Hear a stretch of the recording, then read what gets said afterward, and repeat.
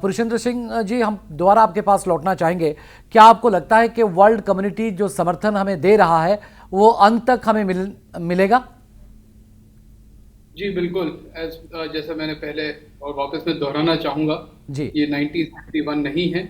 यहाँ हमारे पास अपने कल संयुक्त राष्ट्र में भी सिक्योरिटी काउंसिल की जो गे, गेट बंद के पीछे जो मीटिंग हुई थी, वहाँ पे भी हमें पूरा पूरा समर्थन दिया जा रहा है, हमें मिल रहा है। तो बिल्कुल आज का समय अलग है, 71 अलग था। मेजर समीर स्वाई, जो समर्थन भारत को लगातार भाव में मिलूची, आपन को लगुच आगामी समय से समर्थन भारत को मिलिबो? देखो समर्थन तो आमको एबे मिली, लेकिन आगे जेमती जेमती सिचुएशन का बेसी हॉट हे जिवो किछिटा चेंजेस अपन देखिया पाइबे। जेमती आज अपन जदी तुर्की रो जदी अपन स्टेटमेंट देखितेबे, सेथरे से क्लियरली लिखिछंती कि सिविलियन इंफ्रास्ट्रक्चर ऊपर अटैक है, तो धीरे धीरे तारा स्टेटमेंट चेंज आरंभ हो। चाइना भी आप देखिए धीरे धीरे तारा स्टेटमेंट चेंज हो, तार पोस्चरिंग भी एग्रेसिव हो। तो ये सब जिनस हमको जानी के रखना अच्छे कि फ्यूचर रे आमर किए सच्चा साथी अच्छी बोली मु तो कहीं देखि पारुनी। को देश एमती अच्छी जे चाहूची कि हम ऊपर उठिबा, से अमेरिका चाहूची कि से चाइना चाहूची कि से टर्की चाहूची कि से पाकिस्तान चाहूची कि कहीं नहीं। This is the right time कि इंडिया को एटा बुझिया को हबो India is the real super power. आ ताकू निज गोड़ ऊपर ठिया हो पड़ियो, निज ऊपर विश्वास करियो पड़ियो। हमको ये देखि रखिया पड़िबो कि जदी आम ऊपर किछि प्रकार आक्रमण हैला, आमे ताकू यथेष्ट यथेष्ट जवाब दबू आ ताकू एमिति प्रकार निपटिबू कि जीवन रे जगदीप दोबारा सिंह सिंधु जी, ये आवश्यकता सवाल बड़ा नहीं। है कि पाकिस्तान अभी से भी अलग थलग पड़ चुका है। आने वाले दिनों में उसका असर दिखाई देगा और ज्यादा? सिर्फ चाइना और तुर्की और कुछ चुने हुए लश्कर और हाफिज सईद और मसूद अजहर का समर्थन ही मिलेगा उसे? देखिए, यहाँ जो समर्थन मिल रहा है वो आतंकवाद को खत्म करने के लिए मिल रहा है। जी और जो आतंकवाद पाकिस्तान की भूमि में पोषित है, उस पे स्ट्राइक करने के लिए ये समर्थन विश्व में मिल रहा है।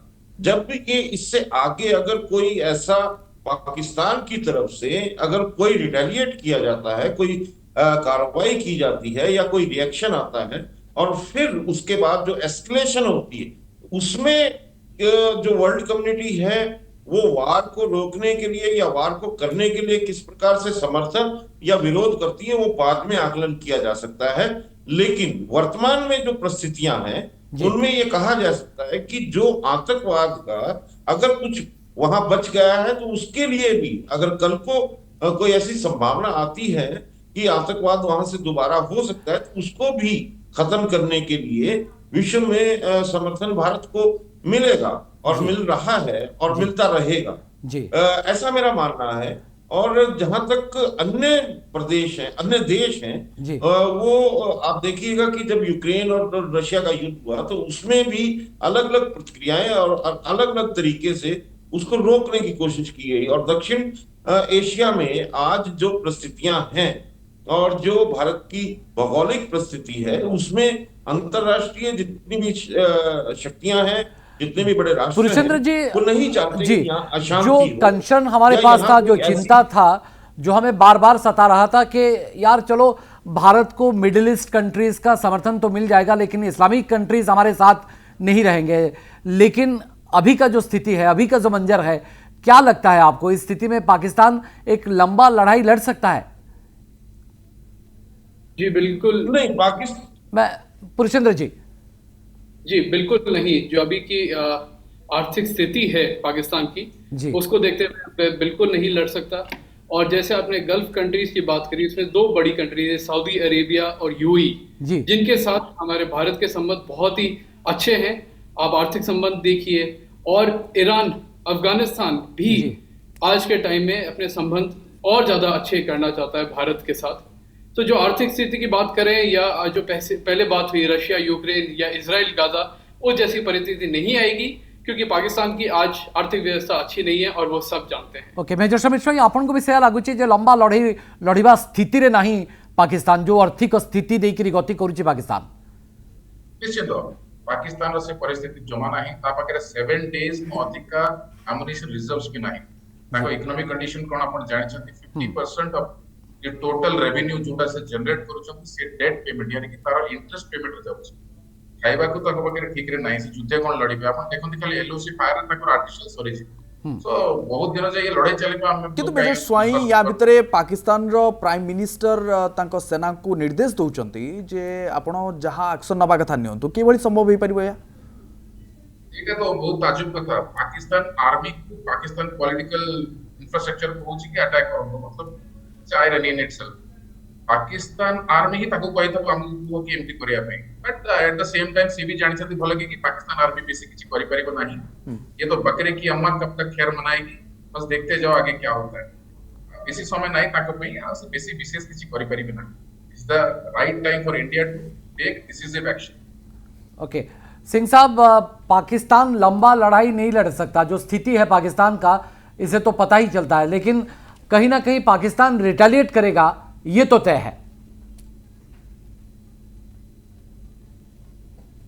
जगदीप सिंह सिद्धू जी, जगदीप सिंह सिद्धू जी, ये डेफिनेटली तय है कि पाकिस्तान की मंशा अभी बिल्कुल संदिग्ध है और जिस तरह से पाकिस्तान ने कल ऑपरेशंस को बाधा पहुंचाने की कोशिश की उससे पता लगता है कि पाकिस्तान की मंशा क्या है। उसके बाद पाकिस्तान का जो आज सुबह का बयानिया है उस बयान के बाद और अभी तक जो पाकिस्तान की सूचनाएं आ रही हैं, जो जानकारियां आ रही हैं, उनसे भी ये लगता है कि पाकिस्तान कहीं ना कहीं इसका जवाब देने की बात कर रहा है या सोच रहा है और वो इस पे एक प्रक्रिया देने की कोशिश करेगा। जगदीप जी, इसके भीतर भी राजौरी के इलाके में इसका असर देखने को मिला है। अभी तक 12 या 13 लोगों की अभी तक मौत हो चुकी है।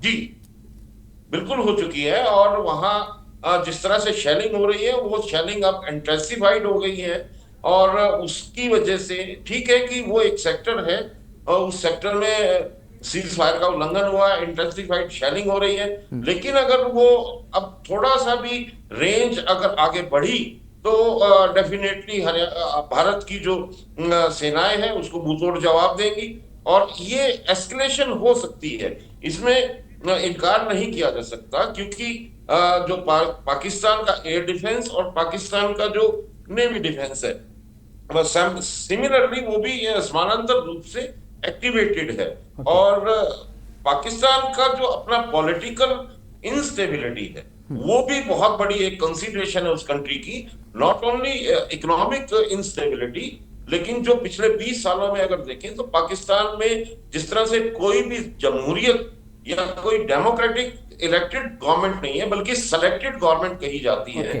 तो वो एक वहां इस तरह का भी इंटरनल कॉन्फ्लिक्ट चल रहा है। तो उसको देखते हुए बहुत से ऐसे कारक हैं, बहुत से ऐसे कारण हैं कि पाकिस्तान हो सकता है कि मिस एडवेंचर करे और लेकिन उसके लिए उसको बड़ी कीमत चुकानी पड़ेगी, ये तय।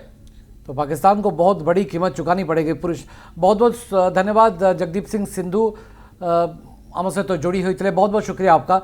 पुरुषेंद्र जी, मैं दोबारा आपके पास लौटना चाहूँगा और ये सवाल है कि पाकिस्तान तो रिटेलिएट करेगा, जो कि जगदीप सिंह सिद्धू साहब भी बोल रहे थे कि पाकिस्तान का रिटेलिएशन करना तय है, लेकिन अदरवाइज अगर देखा जाए Pakistan is approaching different countries in different forum. वो यूएन सिक्योरिटी यूएन से भी बोल रहा है कि आप इंटरफेयर कीजिए, भारत को बोलिए कि हम राजी हो रहे हैं डिस्कशन करने के लिए, भारत के साथ हम बातचीत करना चाहते हैं। And several times they have approached different countries also. जी बिल्कुल, एंड इसमें हमारा जो स्टैंड है वो एकदम स्पष्ट है, जो हमारे फॉरेन मिनिस्टर साहब जो बार बार दोहरा रहे हैं कि there has to be unity against terrorism के खिलाफ एक आवाज होनी चाहिए। इसलिए आज पूरा विश्व एक साइड है भारत के साथ, और पाकिस्तान जिस हिसाब से हम देख रहे हैं कि लश्कर-ए-तोयबा, अजहर महमूद और बहुत सारे अन्य लोगों को एक तरीके से कोने में किया जा रहा है।